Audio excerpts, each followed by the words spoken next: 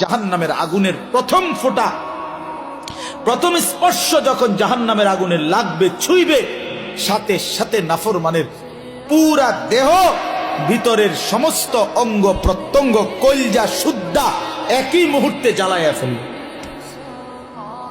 দুনিয়ার আগুন কখনোই এভাবে জ্বলে না। দুনিয়ার আগুন এক সাইড থেকে জ্বলতে থাকে, চেষ্টা করে লাফালাফি করলে, দৌড়ঝাঁপ করলে, ইচ্ছা করলে হয়তো বাঁচানো যায়। এটুকু পুড়ে গেছে, বাকিটা বাইচা গেছে, এটুকু পুড়া গেছে, বাকিটা বাইচা গেছে, আঙ্গুলগুলো পুড়া গেছে, বাকিটা বাইচা গেছে, ঠিক না? দুনিয়ার আগুন এরকম ধীরে ধীরে পড়ে, ধীরে ধীরে ধীরে ধীরে।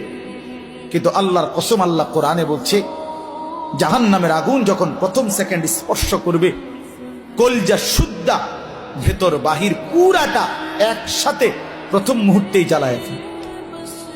লাভ দিবেন, দৌড়াবেন না। ইন্নাহা আলাইহিম মুসাদা ফি আমাদিম মুমাদ্দাদা। আল্লাহ বলেন, আগে জাহান্নামের মোটা খুঁটিতে বান দেওয়া হবে, এরপরে আগুন জ্বালানো। হ্যাঁ, এটা কোরআন শরীফের আয়াত। খুযুহু ফাগুল্লু।